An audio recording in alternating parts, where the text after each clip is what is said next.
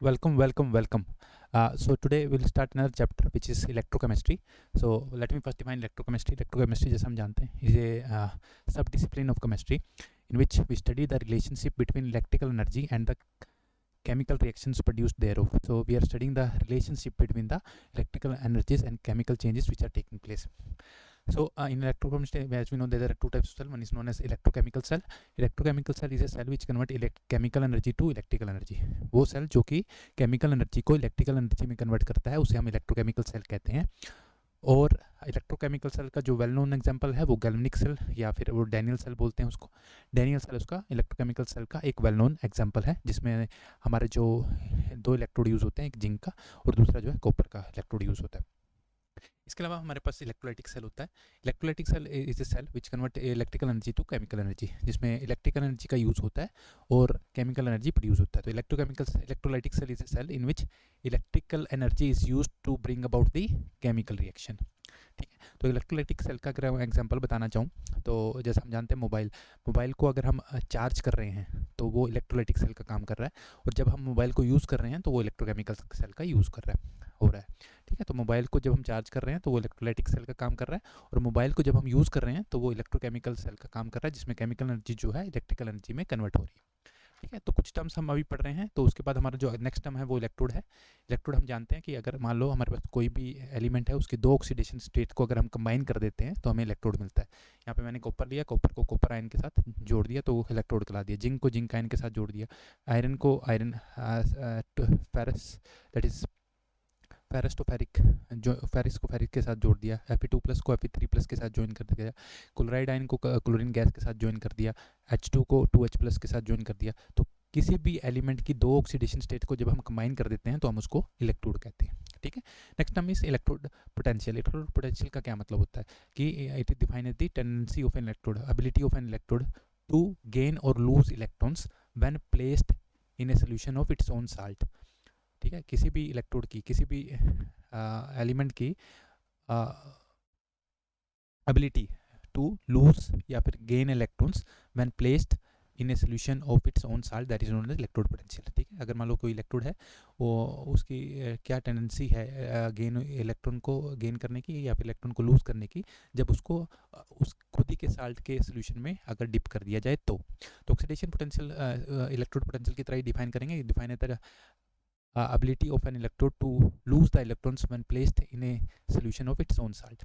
अगर मैं reduction potential की बात करूँ तो it define the ability or tendency of an electrode to gain electrons when placed in a solution of its own salt, that is known as the reduction potential. Now there are two terms we know, one is oxidation, other is reduction. So in three ways we can define oxidation and reduction. So oxidation का क्या मतलब होता है? gain of oxygen. If any species is taking the oxygen during a reaction, then it is known as oxidation. And in reduction, removal of oxygen taken place by a species. And in terms of hydrogen, say if hydrogen is removed from a species, then we say that the species is undergoing oxidation. And if the species is gaining hydrogen, then we will say that the species is undergoing reduction. Similarly, if there is loss of electrons which happens from a species, then it is called oxidation. And gain of electrons from a species, that is by a species, is known as the reduction. So three ways we can define oxidation and reduction: gain of oxygen, removal of hydrogen, and loss of electrons. All three are oxidation. And removal of oxygen, gain of hydrogen, and addition of electrons are all the three are reduction. So this way we are defining it. Then redox reactions are simple to define. That these are defined are those reactions in which reduction and oxidation are taking place simultaneously. So redox reaction वो reaction होती है जिसमें oxidation और reduction दोनों simultaneously होता है, तो उसे हम redox reaction कहते हैं. तो अब बात करें सेल क्या होता है. इलेक्ट्रोकेमिकल सेल इलेक्ट्रोकेमिकल सेल हमेशा दो इलेक्ट्रोड से मिलकर बना होता है, E1 + E2. और एक पहले इलेक्ट्रोड को हाफ सेल 1 कहेंगे और दूसरे इलेक्ट्रोड को हाफ सेल 2 कहेंगे. ठीक है, तो एनोड और कैथोड की बात करें तो एनोड मैंने जैसा कि मैं बताता हूँ कि इलेक्ट्रोड जो है towards which anion will move. Anode वो इलेक्ट्रोड होता है जिसकी तरफ एनायन जाता है, और कैथोड वो इलेक्ट्रोड होता है जिसकी तरफ कैटायन जाता है. तो एनोड जो है पॉजिटिव भी हो सकता है, नेगेटिव भी हो सकता है. तो एनोड जो है नेगेटिव होता है आपका इलेक्ट्रोकेमिकल सेल में, एनोड जो है पॉजिटिव होता है इलेक्ट्रोलाइटिक सेल में. कैथोड वो इलेक्ट्रोड होता है जिसकी तरफ कैटायन जाता है, और कैथोड जो है वो पॉजिटिव भी हो सकता है, नेगेटिव भी हो सकता है. तो कैथोड जो है पॉजिटिव होता है इलेक्ट्रोकेमिकल सेल में और नेगेटिव होता है आपका इलेक्ट्रोलाइटिक सेल में. ठीक है।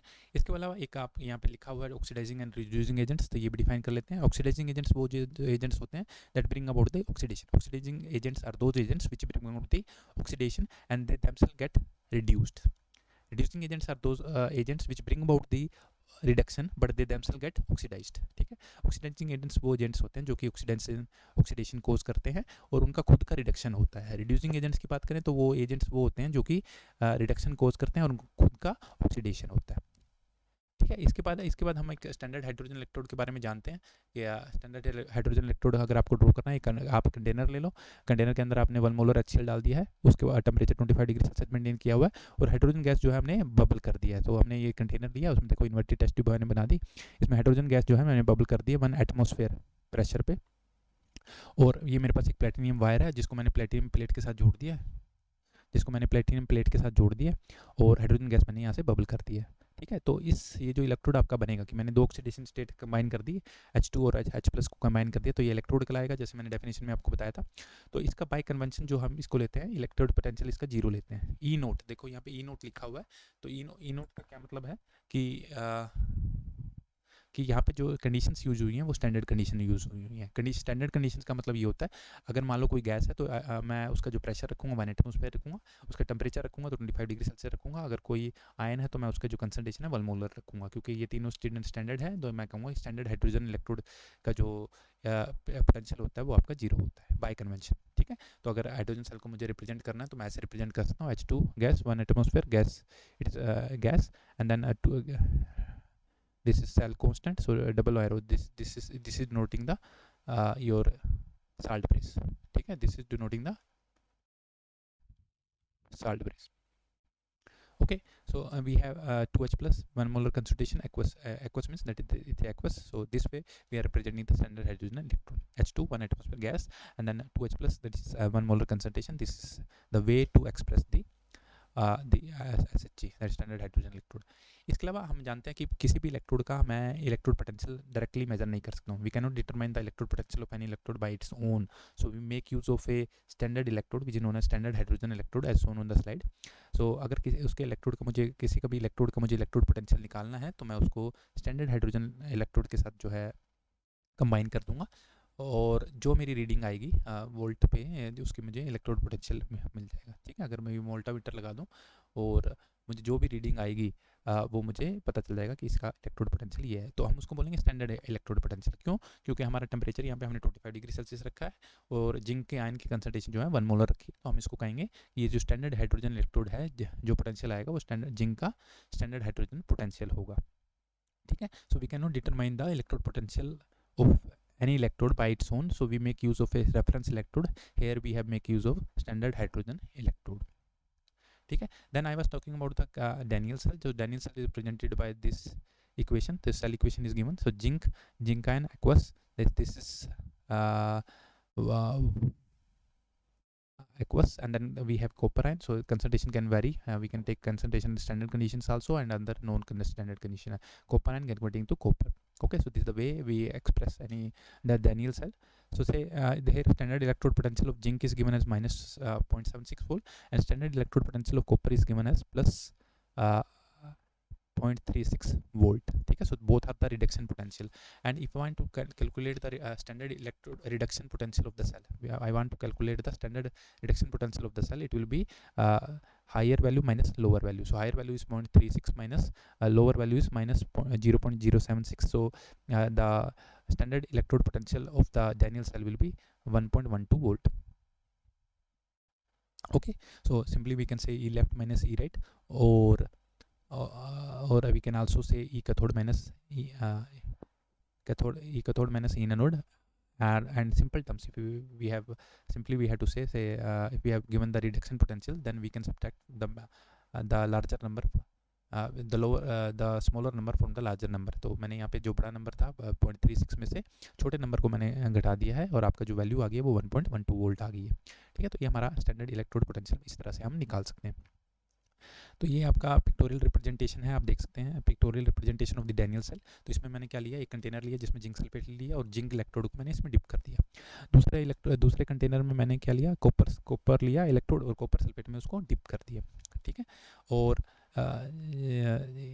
एक मेरे पास ये साल्ट ब्रिज, आप ये टू देख सकते हैं, इन्वर्टेड यू ट्यूब जो है, इसमें हमें ये साल्ट ब्रिज है, इसमें हम कोई भी इलेक्ट्रोलाइट सोल्यूशन ले लेते हैं और अगर जेल को फिट कर देते हैं। अगर जेल जो है प्रिवेंट करता है इलेक्ट्रोलाइट को नीचे जाने से, तो आपका जो इलेक्ट्रोलाइट है वो KCl ले सकते हैं, KBr ले सकते हैं, और अगर जेल तो होता है, जगल जेल का काम सिर्फ उसको होल्ड करने का है। तो होता क्या है कि जैसे हमारा जो एनोड है, एनोड पे क्या होगा कि आपका जो जिंक है वो जिंक आयन को लूज करेगा और आपके 2 इलेक्ट्रॉन रिलीज होंगे, ठीक है। तो 2 इलेक्ट्रॉन जो है एनोड पे जो है रिलीज होंगे, और ये जो इलेक्ट्रॉन्स हैं जो रिलीज हुए हैं ये आपके मूव करेंगे किस तरफ, ये आपके कैथोड की तरफ मूव करेंगे, ठीक है। तो क्योंकि यहाँ पे इलेक्ट्रॉन मूव कर रहे हैं तो ये पॉजिटिव हो जाएगा आपका और ये नेगेटिव हो जाएगा, ठीक है। तो एनोड और कैथोड की मैंने डेफिनेशन बताई है। एनोड वो होता है जिसकी तरफ एनायन जाता है, और कैथोड वो होता है जिसकी तरफ कैटायन जाता है। वो हम देख लेते हैं कैसे जाता है। तो मैंने बताया एनोड के अंदर ऊपर जो रिएक्शंस हो रही हैं वो ये हो रही है, जिंक ने आयन को दिया, 2 इलेक्ट्रॉन लूज हुए, और इलेक्ट्रॉन जो है वो जा रहे हैं आपका कैथोड की तरफ जा रहे हैं, ठीक है। और कॉपर आयन जो है आपके 2 इलेक्ट्रॉन लेता है और कॉपर में कन्वर्ट होता है, ठीक है। तो आपका अगर बात करें कि कैथोड पे क्या रिएक्शन हो रही है, तो कॉपर आयन जो है आपका 2 इलेक्ट्रॉन ले रहा है और आपका कॉपर आयन में कन्वर्ट हो रहा है, ओके। अब जैसे क्योंकि इलेक्ट्रॉन यहाँ पे मूव कर रहा है, तो अगर एक टाइम ऐसा आएगा कि यहाँ पे जो है चार्ज का एक्युमुलेशन होता रहेगा, नेगेटिव चार्ज यहाँ पे बहुत बढ़ता रहेगा। तो इस नेगेटिव चार्ज को ओवरकम करने के लिए हम क्या करते हैं, हम जो है साल्ट ब्रिज का यूज़ करते हैं। तो होगा क्या कि जैसे यहाँ पे K+ जो है इस इन्वर्टेड यू ट्यूब से, और साल्ट ब्रिज से K+ जो है नीचे सोल्यूशन में आएगा, और K+ जो है मूव करेगा कैथोड की तरफ। तो क्योंकि ये कैटायन है, कैथोड की तरफ मूव करेगा और इसको चार्ज को न्यूट्रलाइज करने के लिए, ठीक है। तो ये इस तरह से जो चार्ज का एक्युमुलेशन को प्रिवेंट होता है और अपना जो सेल है वो वर्किंग कंडीशन में रहता है। उसी तरह से यहाँ पे अगर देखें तो ब्रोमाइड आयन जो जाएगा यहाँ पे, ये आपका एनोड की तरफ जाएगा, ठीक है। तो इस तरह से हमारा जो है सर्किट भी कंप्लीट हो जाता है, और हमारा जो है जो केमिकल एनर्जी थी वो इलेक्ट्रिकल एनर्जी में कन्वर्ट हो जाती है। तो ये स्पॉन्टेनियस रिएक्शन है, अपने आप में ही होता है, जिसको हम स्पॉन्टेनियस रिएक्शन कहते हैं। तो अगर कोई पूछे कि आपका साल्ट ब्रिज के क्या 2 फंक्शन होता है, एक तो ये इलेक्ट्रिकल न्यूट्रलिटी मेंटेन करता है, वो मैंने आपको बता दिया, और दूसरा ये सेल को कंप्लीट करता है, कंप्लीट द सर्किट, ठीक है। Salt bridge having 2 function, is first to maintain the electrical neutrality of the cell, and second is to complete the circuit. Okay, so you have to write the reaction at the anode and the cathode, and you can write the combined reaction also. Zinc plus copper ion gives you zinc ion plus copper, ठीक है। The way to represent is shown on the slide. So this is the cell equation, zinc ion aqueous. So if the conditions are not standard, say if I am changing it 0.01 molar, and here copper ion concentration I am taking 0.1 molar, standard electrode potential are given, that zinc ion standard reduction potential is minus 0.76 volt, and standard reduction potential of copper ion is given as 0.36 volt. So if I want to calculate standard electrode potential of the cell, so simply we have to do 0.36 minus 0.76, that will equal to 1.12 volt, that we have calculated recently only.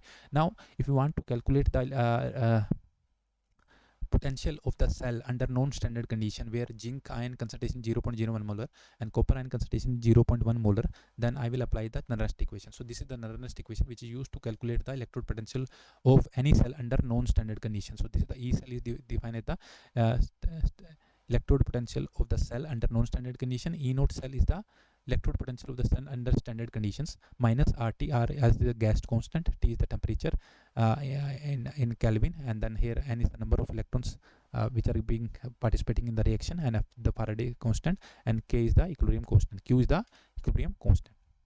Okay, so if I put the value, if ln is converted to log, then 2.303 will come here, and if I put the value of R here, T here, and F is there, F value is 96500 coulomb, and R is 8.341, okay, like that, and then Faraday constant, all the values if I put, that is temperature 25 degrees Celsius, that is equivalent to 292, this is temperature is we have to take in Kelvin, so here we put the value as 298 Kelvin. Okay, so 298 Kelvin we will put here, and then it will be reduced to 0.0591 divided by N, and if you put the value 0.01 divided by 0.1, so it will be 10 power minus 1, so it will be 1.12, which have we calculated above, plus 0.0295, this will be E cell equal to plus, this is 1.1495 volt. Okay, so this will be 1.1495 volt. Okay, so this is the one numerical we have did. completed. So second numerical, if you say that this is a standard hydrogen electrode, this way we are writing it. Now we know that at under standard condition temperature is 25 degrees Celsius and pressure is 1 atmosphere. Now if the standard conditions are changed, say if the pressure is increased to 10 atmosphere, then I want to know the electrode potential. So simply we have to apply the Nernst equation. So Nernst equation is expression which is used to determine the electrode potential of cell under non-standard conditions. Okay, when you have the electrode potential of the cell under standard condition given, and also that is the equilibrium constant is given. So when you are given reactions, so on what factors the electrode potential of the cell depends. So it depends on the nature of the electrode first, so which type of electrode is there, that is first thing. And second, that it also depend on the temperature, because of course it is depending on the temperature, pressure of the of the species which is involved. If the pressure is involved, then it will depend on the pressure also, nature of the electrode, and also the concentration of the ions in the solution. So three factors on which the electrode potential of any cell depend. One, the concentration of the ions which are participating in the reaction. Second, the nature of the electrode. Third, temperature of the electrode which is used. So temperature we have changed. If we are changing the temperature, then the electrode potential will change, and also the pressure. So if any gas is involved, if you are changing the pressure, then also electrode potential of the cell will change. Okay, so here if we write the equation, E naught minus 0.059 divided by 2 log pressure of hydrogen gas divided by hydrogen ion ka square. So pressure of hydrogen, since I have changed to 10, so I'll put here 10. Log 10 is 1. So 0 minus 0.059 divided by 2. So this will be equal to 0.0294. So this is the electrode potential of the hydrogen electrode when the pressure of the hydrogen gas is changed to 10 atmosphere. Okay. Now next, coming to electrochemical series. So you know what is electrochemical series. Electrochemical series is a series in which the different metals are arranged in the increasing order of their reduction potential. Increasing or decreasing order of their reduction potential, if you are arranging the different electrodes in the increasing order of their oxidizing potential or increasing order of their reduction potential. So here I have shown that here downwards the reduction potential is increasing. So here you see this is plus, here this is plus, all are negative. So lithium is having, say, reduction potential of minus 3.05 volt. Lithium ion is having reduction potential of minus 3.05 volt. So, and it is the most reactive element. So among all the elements which are shown on the slide, so on the this is the most reactive element, and then silver is the least reactive, or we can say that in this direction reduction potential is increasing. ठीक है. So from electrochemistry one more point is to share that कि जिसका electric reduction potential ज़्यादा होता है उस पर reduction होता है, और जिसका रिडक्शन पोटेंशियल कम होता है उस पर ऑक्सीडेशन होता है. ठीक है. तो अगर मैं बात करूँ strongest oxidising agent in elements में से सबसे ज़्यादा स्ट्रॉन्गेस्ट जो ऑक्सीडाइजिंग एजेंट होगा वो आपका सिल्वर होगा, और स्ट्रॉन्गेस्ट रिड्यूसिंग एजेंट जो होगा वो आपका लिथियम आयन होगा, क्योंकि हम जानते हैं ऑक्सीडाइजिंग एजेंट का खुद का क्या होता है, रिडक्शन होता है, और रिड्यूसिंग एजेंट का खुद का ऑक्सीडेशन होता है. तो ऊपर से नीचे जो है आपका इलेक्ट्रोड पोटेंशियल बढ़ रहा है. And second important point that जिसका भी एलिमेंट का जो रिडक्शन पोटेंशियल ज़्यादा होता है उस पर रिडक्शन होता है, और जिस भी एलिमेंट का रिडक्शन पोटेंशियल कम होता है उस पर ऑक्सीडेशन होता है. Now coming to applications of electrochemical series. ठीक है. So what are the application of electrochemical. One is metal displacement reaction. ठीक है. एक पहला जो है आपका मेटल डिस्प्लेसमेंट है, जिसमें हम जानते हैं कि जो भी रिएक्टिव एलिमेंट होते हैं वो कम रिएक्टिव एलिमेंट के साल्ट में से कम रिएक्टिव एलिमेंट को रिलीज कर देते हैं. तो देखो आपने जिंक को कॉपर सल्फेट के साथ हम रिएक्ट करते हैं, तो आप देखोगे कॉपर को इसने रिलीज कर दिया, तो जिंक जो है रिएक्टिव है कॉपर से, और या हम कहेंगे कि जिंक जो है इसका ऑक्सीडाइजिंग पोटेंशियल और इसका ज़्यादा है, तो ये आपको कॉपर सल्फेट में से कॉपर को रिलीज कर देगा. जिंक ज़्यादा रिएक्टिव है आयरन से, तो जिंक जो है आयरन सल्फेट से आयरन को रिलीज कर देगा, जैसे हम देख सकते हैं. तो ये मेटल डिस्प्लेसमेंट रिएक्शन की आपका कोई रिएक्शन होगी कि नहीं होगी, तो हम ये पता लगा सकते हैं कि एक्टिव जो एलिमेंट है वो कम रिएक्टिव एलिमेंट के साल्ट में से उसके एलिमेंट को जो है रिलीज कर देता है. इसे कहते हैं मेटल डिस्प्लेसमेंट. तो क्योंकि एक मेटल ने दूसरे मेटल को डिस्प्लेस कर दिया, तो हम इसको बोलते हैं metal displacement reaction. Second is release of hydrogen gas, कि जो एलिमेंट्स जो हाइड्रोजन के ऊपर आते हैं इलेक्ट्रोकेमिकल सीरीज में, वो उसके एसिड से, हाइड्रोजन के एसिड से हाइड्रोजन को रिलीज कर देते हैं. देखो आपका जिंक ऊपर आता है हाइड्रोजन से इलेक्ट्रोकेमिकल सीरीज में, तो ये आपको देख सकते हैं अपन इसने हाइड्रोजन गैस को रिलीज कर दिया. उसी तरह से आपका कोई भी एलिमेंट जो कि एसिड से हाइड्रोजन से ऊपर आता है, तो हम जानते हैं आयरन ऊपर आता है, तो आयरन भी जो है एसिड से हाइड्रोजन के एसिड से हाइड्रोजन को रिलीज़ कर सकता है। तो जो भी एलिमेंट जो है, क्या कॉपर रिलीज़ कर पाएगा? नहीं, क्योंकि कॉपर जो है आपका हाइड्रोजन से नीचे आता है, तो कॉपर जो है हाइड्रोजन गैस रिलीज़ नहीं कर पाएगा हाइड्रोजन के एसिड से। ठीक है, इसके बाद एक थर्ड एप्लीकेशन है हैलाइड डिस्प्लेसमेंट। इसका क्या मतलब होता है कि जो भी हैलाइड रिएक्टिव होते हैं, जो ज़्यादा रिएक्टिव हैलाइड है वो कम रिएक्टिव हैलाइड के साल्ट में से आयोडीन को रिलीज कर सकता है। ठीक है, तो जैसे या आयोडीन को या फिर कम रिएक्टिव एलिमेंट को जो है रिलीज कर सकता है। जैसे अब देखिए आपका ब्रोमीन है, ब्रोमीन जो है ज़्यादा रिएक्टिव है आयोडीन से, तो ये जो पोटाशियम आयोडीन है, देखो इस पे आयोडीन का जो ऑक्सीडेशन स्टेट है यहाँ पे -1 है और यहाँ पे आयोडीन इसका 0 है, तो इसका मतलब क्या हुआ, यहाँ पे ऑक्सीडेशन हुआ है। अब ये ऑक्सीडेशन हुआ है तो ये इसका मतलब ब्रोमीन जो है ऑक्सीडाइजिंग एजेंट है, तो ये स्ट्रॉन्ग ऑक्सीडाइजिंग एजेंट है आयोडीन से, तो इसने क्या किया, आयोडीन को रिलीज़ कर दिया उसके साल्ट में से।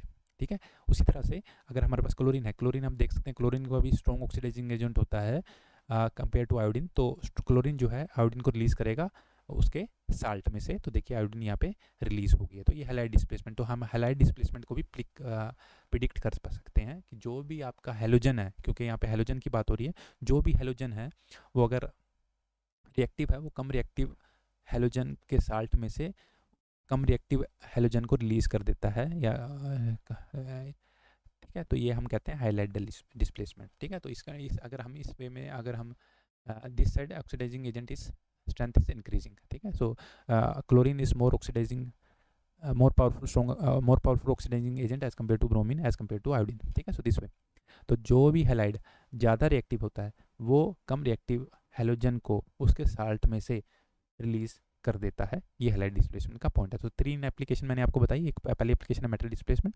दूसरी है रिलीज ऑफ हाइड्रोजन और तीसरी है light displacement. Okay, now coming to we will quickly cover about electrolysis also. So electrolysis, I have already told you that it is a electrolysis. What is happening that we are making use of electricity to bring about the chemical reaction. Okay, इसमें हम electricity का use करते हैं ताकि जो है आपका chemical reaction produce हो सके। तो देखो इसमें हमने बताया कि एक हमने 2 इलेक्ट्रोड लिए और एक को पॉजिटिव टर्मिनल के साथ जोड़ दिया, तो जिसको हम एनोड कहेंगे।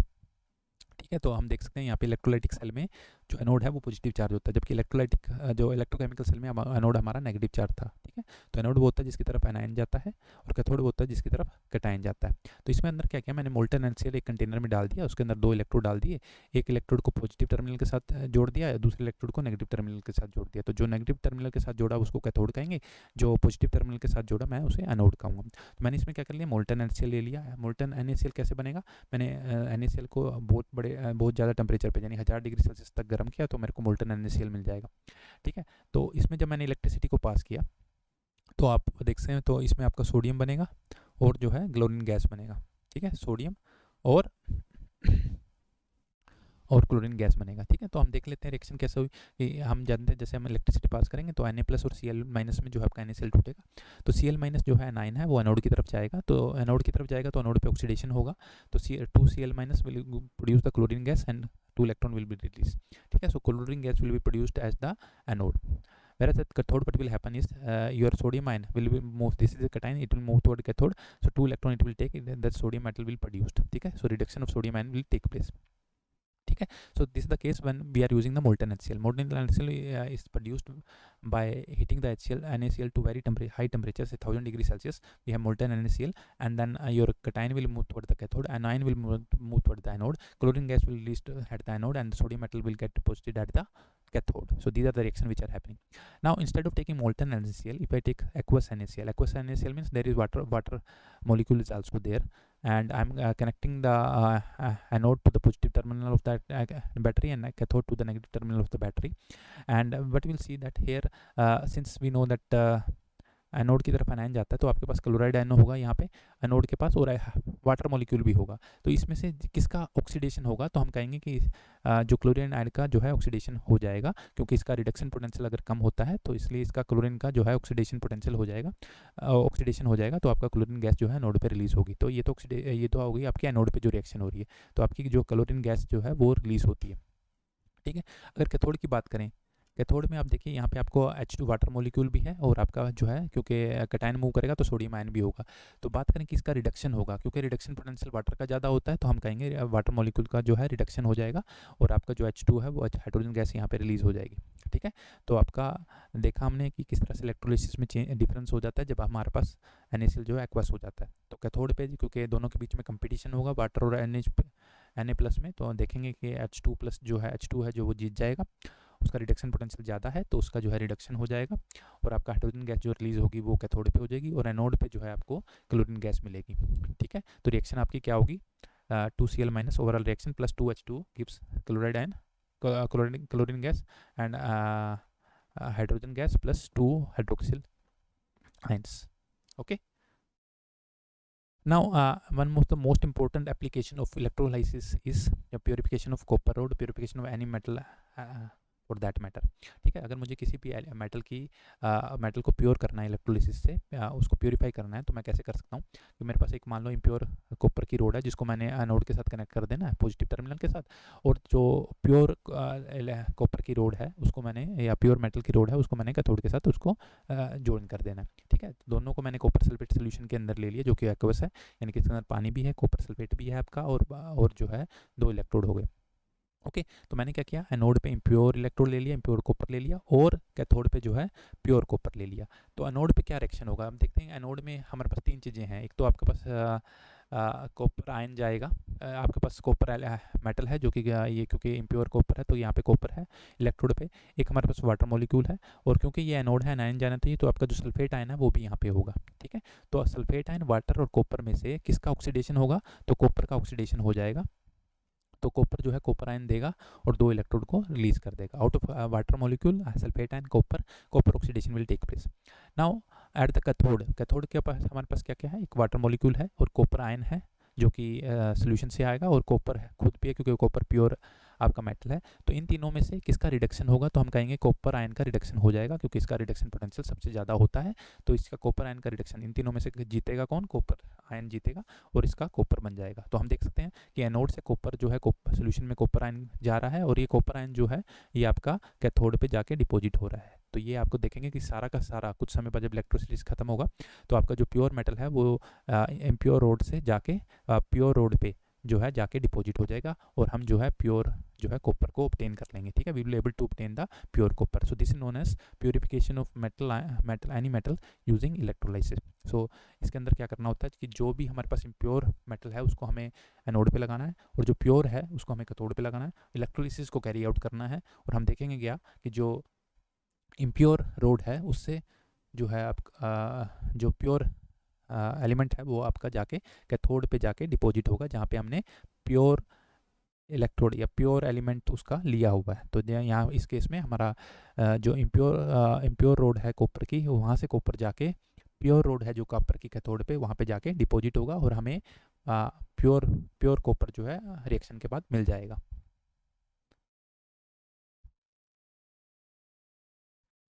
तो चलिए अब हम एंटर करते हैं मिल्क के अंदर, तो हम रिडॉक्स पोटेंशियल ऑफ मिल्क के बारे में पढ़ेंगे।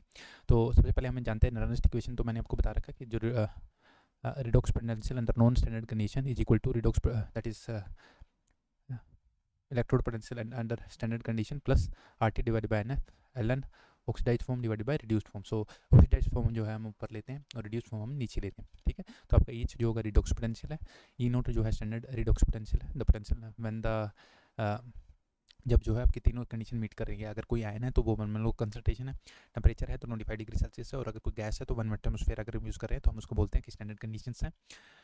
जो n है वो number of electrons which are participating, और जो r है वो गैस कांस्टेंट है 8.314 जूल पर केल्विन पर मोल जो यूनिट होती है। टेम्परेचर जो है एब्सोल्यूट टेम्परेचर है, अगर हमें केल्विन में लेना है तो 98 केल्विन आप लेंगे। उसके बाद फैराडे कांस्टेंट है F equal to Faraday constant which is equal to 96500 coulombs. Okay, और अगर आप 25 डिग्री सेल्सियस जो वैल्यू पुट कर दें और 1 इलेक्ट्रॉन ट्रांसफर कर, एक इलेक्ट्रॉन पार्टिसिपेट हो रहा है रिएक्शन के अंदर, तो जो आपका रिडॉक्स पोटेंशियल बन जाएगा दैट इज जो इलेक्ट्रोड पोटेंशियल बन जाएगा under non standard condition equal to electrode potential under standard condition plus 0.059 log of oxidised form divided by reduced form. तो अगर किसी तरह से oxidised form divided by reduced form अगर इंक्रीज हो रही है तो आपका जो पोटेंशियल है रिड्यूस जो रिडॉक्स पोटेंशियल मिल्क का है वो बढ़ेगा, और अगर ऑक्सीडाइज फॉर्म रिड्यूस फॉर्म अगर डिक्रीज हो रही है तो रिडॉक्स पोटेंशियल जो है वो डिक्रीज होगा। इस इक्वेशन से हमें साफ पता चलता है, ठीक है। और इसके अलावा अगर मान लो H+ भी इन्वॉल्व है रिएक्शन के अंदर, ठीक है, तो if H+ enter into the overall chemical reaction of half cell, तो आपको माइनस जो है 0.059 pHP करना पड़ेगा। तो ठीक है, तो जो आपका इक्वेशन है उसमें आप जो माइनस कर दोगे 0.059 pH जो है वो सब्ट्रैक्ट कर दोगे, तो H equal to E0 plus 0.059 log oxidise form divide by reduced form minus 0.059 pH, ठीक है। सो अगर रिडॉक्स पोटेंशियल ऑफ मिल्क की बात करें तो वो मिल्क का जो अगर कोई पूछे if somebody ask you what is the redox potential of milk, तो redox potential of milk is ranging from 0.25 से लेकर 0.35 volt at 25 degree Celsius at normal pH of milk, that is 6.6 to 6.7. Since the redox potential is dependent on pH, so we also should mention the pH also. So pH of milk is in the range of 0.25 to 0.35 volt at 25 degree Celsius at normal pH of 6.6 to 6.67. So how I can express the power of reducing power of the milk? So one line that fresh whole milk will reduce 0.6 to 0.8 millimolar of ferricyanide to ferrocyanide पर litre at 50 degree Celsius for 25 minute. तो अगर मुझे redox potential of milk का एक line में उसकी power को दिखाना हो तो मैं किस वे में प्रेजेंट कर सकता हूँ। जो फ्रेश रो मिल्क है वो 0.6 से 0.8 मिलीमोलर जो है फेरिसाइनाइड को फेरिसाइनाइड में कन्वर्ट कर देता है पर litre at 50 degree Celsius for 20 minute. Okay, now next question is that redox potential of milk is difficult to measure, ठीक है, we cannot measure the redox potential of milk easy. Why? क्योंकि जो इसके अंदर जो मोस्ट ऑफ द रिएक्शंस होती हैं जो कि इक्विलिब्रियम में है वो स्लो होती है, ठीक है। जो इक्विलिब्रियम रिएक्शंस होती हैं, जो रिएक्शन जो इन्वॉल्व हैं जिनमें इक्विलिब्रियम इस्टेब्लिश होता है वो स्लो होती हैं। क्यों स्लो होती है? क्योंकि उनका high free energy of activation जो है ज़्यादा होता है, और जिसमें उसका मतलब क्या हुआ कि इक्विलिब्रियम आने में टाइम लग जाता है, कंसिडरेबल टाइम जो है इक्विलिब्रियम आने में लग जाता है, ठीक है। तो एक तो कारण ये होगा कि रिएक्शन जो है वो स्लो है और जो इक्विलिब्रियम आने में टाइम लग जाता है, ये कारण है कि ये रिडॉक्स पोटेंशियल को हम आसानी से मेजर नहीं कर सकते। दूसरा क्या है कि जब हम मेजर कर रहे होते हैं रिडॉक्स पोटेंशियल ऑफ मिल्क तो ऑक्सीजन इंटरफेयर करती है, तो ऑक्सीजन का बैक डिफ्यूजन होता है जिसकी वजह से जो है रिडॉक्स पोटेंशियल मिल्क का इतनी आसानी से हम मेजर नहीं करते। So these are the two reasons why redox potential of milk is difficult to measure. First, that some of the reactions are very slow because of high free energy of activation, which implies that it may take considerable time before equilibrium is reached. And second is back diffusion of oxygen in the sample during the measurement of complicate the matter. Okay, now we will study about the factors which affect the redox potential. Very important. What are the factors which affect the redox potential of milk? First is oxygen, ठीक है। oxygen the major factor, major contributor to the redox potential of milk is obvious, ठीक है। so oxygen can take 4 hydrogen ions and 4 electrons get converted to water, so EH will increase, EH will be positive, ठीक है। so your oxidized form, since oxidized form is increasing that so EH will be positive. Now concentration of oxygen after equilibration with air, its oxygen content is 0.3 millimolar. तो milk में जो oxygen की concentration होती है जब milk जो है equilibrate हो जाता है एयर के साथ तो 0.3 मिलीमोलर होती है, ठीक है। Now if somebody ask you how will you prove that oxygen is the major contributing factor to the redox potential, अगर हमें पता लगाना है कि ऑक्सीजन मेजर कंट्रीब्यूटिंग फैक्टर कैसे है, हम कैसे प्रूव करेंगे? तो पहला क्या है, पहले हम नाइट्रोजन को बबल करते हैं मिल्क के अंदर ताकि जो ऑक्सीजन को बाहर निकाला जा सके। तो उससे क्या होता है, पीएच जो है ड्रास्टिकली डिक्रीज हो जाती है -15 वोल्ट तक, ठीक है। अगर मैंने नाइट्रोजन को बबल कर दिया मिल्क के साथ तो ऑक्सीजन जो है स्वीप आउट हो जाती है और जो रिडॉक्स पोटेंशियल है वो ड्रास्टिकली डिक्रीज हो जाता है -15 वोल्ट पे। एक तो this indicates that the oxygen is the major contributing factor to the redox potential of milk. Second, अगर हम जानते हैं मिथिलीन ब्लू एक डाई है, मिथिलीन ब्लू का जो कलर होता है ऑक्सीडाइज्ड कंडीशन में ब्लू कलर का होता है और रिड्यूसिंग कंडीशन में कलरलेस होता है। तो अगर मान लो मैंने दूध को एनारोबिकली ड्रॉ किया तो ऑब्वियस सी बात है जो मिथिलीन ब्लू का कलर है वो कलरलेस हो जाएगा, और जब वो दूध जो है एक्सपोज किया जाएगा एयर से तो मिथिलीन ब्लू का फिर से कलर ब्लू हो जाएगा। ये भी इंडिकेट करता है कि आपका जो ऑक्सीजन है वो मेजर कंट्रीब्यूटिंग फैक्टर होता है रिडॉक्स पोटेंशियल को।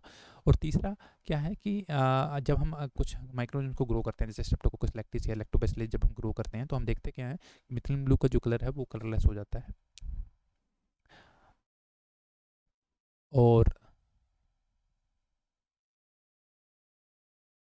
अगर हमने ऑर्गेनिज्म को तो जो है आपका ऑर्गेनिज्म जैसे स्ट्रेप्टोकोकस लैक्टिस और लैक्टोबैसिलस अगर मैंने ग्रो कराए तो वो जो है ऑक्सीजन को कंज्यूम करेंगे, कंज्यूम करने से क्या होगा जो मिथिलीन ब्लू है वो आपका कलरलेस हो जाएगा।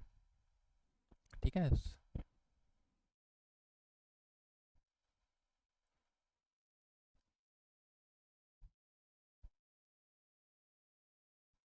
सो क्योंकि ऑक्सीजन कंज्यूम हुई है तो आपका जो रिडोक्स पोटेंशियल है वो डिक्रीज होगा।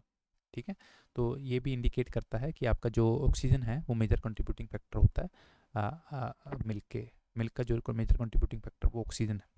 ठीक है, तो ऑक्सीजन के बाद जो दूसरा सेकंड जो है कंट्रीब्यूटिंग फैक्टर होता है वो आपका एस्कॉर्बिक एसिड है।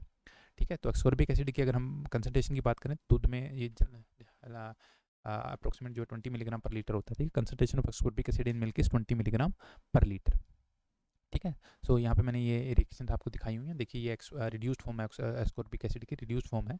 तो यहाँ पे आप देख सकते हैं ये रिड्यूस फॉर्म है और इरिवर्सिबल रिएक्शन से ये रिवर्सिबल रिएक्शन होगी। तो आपका डिहाइड्रो जब when this ascorbic acid in milk expose to air, so first will have the dehydro ascorbic acid. तो पहले डिहाइड्रो एस्कॉर्बिक एसिड बनता है और ये रिएक्शन जो है रिवर्सिबल है। किन किन फैक्टर्स पे ये डिपेंड करता है? टेम्परेचर हो गया, मेटल्स आपके कॉपर है, आयरन है, ऑक्सीजन की कंसनट्रेशन है और पीएच भी है। तो इन सब फैक्टर पे जो है आपका डिपेंड करता है कि आपका डिहाइड्रोस्कॉर्बिक फॉर्मेशन होगा कि नहीं होगा। ठीक है, इसके बाद जो है अगर दूध को और लंबे समय तक छोड़ा जा सके, it is allowed to stored for long period of time, then irreversible it get converted to 2,3 diketo L-gluconate. ठीक है, it get irreversibly get converted to 2,3 diketo L-gluconate. ठीक है, तो ये रिएक्शन आपको एस्कॉर्बिक एसिड हो गया। तो somebody ask you after oxygen which is the major contributing factor to the redox potential of milk, it is ascorbic acid. And first when anaerobically drawn milk will have ascorbic acid in reduced form, and when exposed to oxygen by reversible will get converted to dehydroascorate. Long storage time it will get converted to 2,3 diketo L-gluconate. And since the oxidized form is increasing, so with that they say the redox potential will increase, EH will increase. Okay, so ascorbic acid is preserved in milk by prevention of, so if you anyhow we can prevent the copper contamination, iron contamination, or we can remove the air, then obvious that the ascorbic acid will be preserved in milk. Now there is another line that ascorbate and dehydroascorate system stabilize the redox potential of oxygen free milk at 0.0 volt and oxygen containing milk to 0.2 to 0.3 volt. Okay, अगर हमारे पास एक्सकॉर्बिट और ascorbic acid डिहाइड्रोएस्कॉर्बिक acid है वो redox potential को stabilise करता है oxygen free milk पे 0.0 volt पे, और ऑक्सीजन कंटेनिंग मिल्क है तो उसका 0.2 से 0.3 वोल्ट पे ये जो है आपका स्टेबलाइज करता है। ठीक है, उसके बाद थर्ड फैक्टर जो आता है आपका राइबोफ्लेविन है। तो राइबोफ्लेविन का ज़्यादा सिग्निफिकेंट इफेक्ट नहीं होता क्योंकि जो कंसंट्रेशन है राइबोफ्लेविन की मिल्क के अंदर बहुत कम है, 4 माइक्रोमिलर के अराउंड होती है। ठीक है, तो इसलिए कोई ज़्यादा सिग्निफिकेंट नहीं है। लेकिन अगर राइबोफ्लेविन लाइट के एक्सपोज होता है तो ये जो है एक्साइटेड राइबोफ्लेविन में कन्वर्ट हो जाता है ट्रिपल स्टेट में। और जो ये एक्साइटेड राइबोफ्लेविन है ये आपका ऑक्सीजन को सुपर ऑक्साइड आयन में कन्वर्ट करता है। ठीक है, सुपर ऑक्साइड आयन में जो है ऑक्सीजन को कन्वर्ट करता है। तो जो सुपर ऑक्साइड आयन है ये क्या करता है? ऑक्सीडेशन कोज करता है some of the compounds in milk, जैसे एस्कॉर्बिक एसिड हो गया, ओरोटिक एसिड हो गया, मिथ्योनिन हो गया, इनका ऑक्सीडेशन कोज करता है। तो ऑक्सीडेशन होगा तो आपका जो कंपाउंड बनेंगे, जैसे मिथ्योनिन जो है मिथेनॉल में कन्वर्ट हो जाता है। और ये मिथेनॉल एक कंपाउंड है जो कि सनलाइट फ्लेवर, जो दूध में सनलाइट फ्लेवर होता है वो मिथेनॉल से होता है। ये कंपाउंड जो है सनलाइट फ्लेवर कोज करता है। ठीक है, तो इसमें आपको क्या लिखना है कि राइबोफ्लेविन एज सच तो सिग्निफिकेंट इफेक्ट नहीं है क्योंकि कंसंट्रेशन बहुत कम है 4 माइक्रोमोलर, लेकिन जब लाइट से एक्सपोज होता है राइबोफ्लेविन तो एक्साइटेड ट्रिपलेट स्टेट में कन्वर्ट होता है। जो ये एक्साइटेड राइबोफ्लेविन कन्वर्ट होता है oxygen into super oxide ion. The super oxide ion get causes the oxidation of some of the compounds in milk like ascorbic acid, orotic acid, methionine. If oxidation of methionine is taking place, we have a compound which is known as methanol, and this will contribute to the sunlight flavor of milk. Okay, so these points you have to write in riboflavin. Then comes the lactate pyruvate system. Okay, so lactate pyruvate system is also not having much effect on the redox potential of milk. Why? Because first thing is that is not reversible. Okay, it is not reversible. So we know that the system which is participating in contributing to the redox potential of milk first has to be reversible. So first is that it is not reversible unless enzyme catalyzed. If there is no enzyme, then this reaction is not reversible, it is irreversible. And second, that it is present at very low concentrations. ठीक है, it is present at a very low concentration, so it is also not having much significant type. So here I can write at no significant effect. So no significant effect to the redox potential of milk. Okay, now next is thiols. ठीक है, thiols are present in milk at very low concentration. So thiols where are the thiols are there in milk? So they are part of the proteins. So especially beta lactoglobulin contains thiols. So what happens is that then as such they are not having any contribution. So when you are giving the heat treatments, so what happens is that denaturation of proteins take place. Okay, especially beta lactoglobulin which is there in milk, it get denatured, and denaturation we know that the conversion of secondary and tertiary form to the primary form. So unfolding of the proteins will take place. The tertiary structure, secondary structure will get converted to primary structure. Okay, so unfolding of the proteins will take place, your thiols will get exposed, and they will get converted to sulfhydryl compounds. So here sulfhydryl compounds will produced, and we know that sulfhydryl compounds are contributing to the cooked flavor in milk. So if somebody asks you what are the compounds which are responsible for cooked flavor in milk, तो कौन से compounds होते हैं, वो sulfhydryl compounds होते हैं. और क्योंकि सल्फाइड्रल कंपाउंड्स रिड्यूस्ड फॉर्म है, तो आप ऑब्वियस है जो EH है वो डिक्रीज होगी, और ऐसा पाया गया कि डिक्रीज जो होता है वो 0.05 वोल्ट होता है. कितना? 0.05 volt due to production of sulfhydryl compounds at high treatment, or it is decreased by 0.05 volt. So as such, if you see that cysteine and cysteine system is irreversible, it is not having any contribution to the redox potential of milk, and when heat dilution take place, there occurs the production of sulfhydryl compounds which are reducing compounds, and then therefore the redox potential of milk will increase. Okay, now sixth point is aldehyde group of lactose. So aldehyde group of lactose get converted to lactobionic acid, and this happens at alkaline pH, and since this is happening at alkaline pH and at normal pH of milk, which is 6.6, this reaction won't take place. So as such, it is not having significant impact on the redox potential of milk.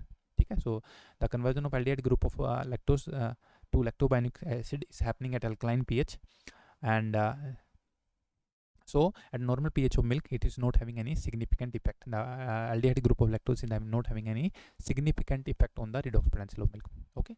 Then seventh point is a light. Light point I have already told you that riboflavin is get excited by light at 450 nanometer. Excited riboflavin will convert oxygen to superoxide, and superoxide will bring about the oxidation of some of the compounds, ascorbic acid, orotic acid, methionine, and the production of methional, that which is a sunlight flavor production. Cause of sunlight flavor in milk. Okay, so the points I already told you. Then coming to metals. So metals, I've told you that the reaction which I was telling about the ascorbic acid, in which the oxidation of ascorbic acid to dehydroascorbic acid is taking place. So copper, iron are the catalyst which are acting as catalyst. So since the oxidized form is increasing, so metals will increase the oxidized redox potential of milk. Okay, so out of copper and iron, catalytic effects of copper is 100 times greater than that of the other. अगर हम बात करें copper का जो catalytic effect होता है वो 100 गुना ज़्यादा होता है आयरन से, और क्योंकि हमारी ऑक्सीडेशन फॉर्म हो रही है तो इंक्रीज हो रही है, तो हम कहेंगे कि रिडॉक्स पोटेंशियल ऑफ मिल्क जो है वो इंक्रीज होगा. ठीक है. The 9th point is heating. So heating of milk. So heating of milk, I have told you, denaturation, that conversion of secondary and tertiary form to primary form, unfolding of proteins will take place, thiols group will get exposed, they will get converted to sulfhydryl compounds which are reduced form, and hence the EH will decrease. So EH is decreasing first because of the production of sulfhydryl groups, and second also because heating of milk also causes loss of oxygen. Oxygen भी जाती है, oxygen भी remove होती है milk में, जब heat करते हैं दूध को, तो उससे भी जो है रिडॉक्स पोटेंशियल मिल्क का जो है वो डिक्रीज होता है. ठीक है, this point you have to write. Then 10th point is Maillard reaction. So Maillard browning is very important reaction. So Maillard browning is not desirable in milk and milk products. Now what is this reaction? That the Maillard reaction is a reaction which start with the reaction of epsilon amino group of lysine and carbonyl group of reducing sugar. So two components which are involved in Maillard browning, one is the amino acid, okay, especially lysine, and second is the reducing sugar, the carbonyl group of the reducing sugar which participate. So it is not a single reaction, it is a series of reactions which take place, and ultimately we are having production of some compounds, especially the malonodins, which are causing the brown color of the products. Okay? They are responsible for the brown color of products. And since there are production of reducing substances such as malonodins are produced, furosin, reductons will be produced, so these are the reducing compounds, so EH will decrease. EH will also will decrease, since oxidized form divided by reduced form, your Nernst equation will decrease. so your EH will decrease. So this is a non-enzymatic browning because no enzyme is involved, and the optimum temperature of Maillard browning is 140 to 165 degrees Celsius optimum temperature, and that is why it is having significance in concentrated milk and the dried milk. So it is having significance in concentrated and dry milk. Okay, so because one major point is that because of Maillard reaction there is production of some reducing substances like melanolin, furosin and reductans, which in turn will decrease the redox potential of milk. Okay, it is a series of reaction which starts with the reaction between the epsilon amino group of lysine. So lysine is having alpha amino group also and epsilon amino group. Only the epsilon amino group of lysine will participate, and the carbonyl group of reducing sugar, and through series of reaction we will ultimately have the production of reducing substances which will decrease the redox potential of milk. Okay, next is the fermentation of lactose. So we know that when fermentation is carried out by lactic acid bacteria, so these when grow they will consume the oxygen, so available oxygen will decrease, thereby decreasing the EH. Okay, and bacteria also produce some reducing substance which again will decrease the EH. So bacteria also produce the reducing substance in the course of their metabolism. So when metabolism of the microorganisms is occurring in the milk, some of the reducing compounds are produced that will also decrease the EH. So EH is decreasing because of two factors. One is because of the removal of because the consumption of available oxygen, and second is the production of the sulfhydryl compounds. So we say that the cheese and fermented milk, that the redox potential of cheese and fermented milk is negative. Negative how much? minus 0.1 to minus 0.2 volt. Okay, यही कारण है कि जो redox potential चीज़ का और fermented milk का negative होता है, क्योंकि उनके अंदर जो माइक्रोऑर्गेनिज्म्स ग्रो होते हैं वो जो है ऑक्सीजन को कंज्यूम करते हैं, और सेकंड जो कंपाउंड्स बनते हैं वो रिड्यूसिंग कंपाउंड्स बनते हैं, और जो आपका रिडोक्स पोटेंशियल है दूध का वो कम हो जाता है. ठीक है, तो इसी प्रॉपर्टी को हम यूज़ करते हैं to determine the microbial quality of milk. ठीक है, so if you want to determine the bacterial quality of milk using the concept of redox potential, that is being done by two tests. One is known as methylene blue reduction test, other is known as the Rizoserine reduction test. So these two are the dyes. So these dyes are blue in color under oxidizing condition, and they become to colorless under reducing conditions. ठीक है, so if we have more number of microorganisms in milk, they will reduce the dye sooner, and this will indicate that the microbial quality of the milk is poor. And if it is taking long time, say greater than 5 hours, then we say that the quality of milk is very very good. Okay, so this way MBRT is known as methylene blue reduction test. इसे platform test होता है जिसमें हमें microbial quality जो है platform पे rapidly हम जो है डिटरमाइन कर सकते हैं. तो अगर हमने मिथलिन ब्लू है, तो अगर मान लो दूध जो है 5 घंटे से, जैसे BIS ने ये स्टैंडर्ड दिया हुआ है, अगर 5 आवर से ज़्यादा टाइम लेता है मिथलिन ब्लू को रिड्यूस होने में, तो हम कहेंगे माइक्रोबियल क्वालिटी गुड है, वेरी गुड है. और अगर 3 से 4 घंटे लगते हैं तो हम गुड बोलेंगे. ठीक है, अगर 1 से 2 घंटा लेता है मिथलिन ब्लू को रिड्यूस होने में, तो हम कहेंगे फेयर है. और अगर आधे घंटे से कम में जो है मिथलिन ब्लू या ब्लू कलर रिड्यूस हो जाता है, तो हम कहेंगे जो क्वालिटी है वो पुअर है. So sooner the decolorization, more inferior in the microbiological quality of milk. जितनी जल्दी decolorization होगा, जितनी आसानी से decolorization होगा, हम कहेंगे कि जो microbial quality है वो उतनी inferior है. ठीक है, तो रिजोरेन जो टेस्ट होता है उसमें जो पहला ब्लू से कलर पिंक में चेंज होता है, पिंक से जो है कलरलेस में होते हैं. दोनों जो है इंडिकेटर टेस्ट हैं, दोनों डाई इंडिकेटर टेस्ट हैं, जो कि हमें इंडिकेट करते हैं माइक्रोबियल क्वालिटी ऑफ मिल्क को. और हमारा कंसेप्ट कौन सा यूज़ यहाँ पे हम यूटिलाइज कर रहे हैं, एक्सप्लोइट कर रहे हैं, वो है रिडक्शन पोटेंशियल का चेंज होना, change of the reduction potential.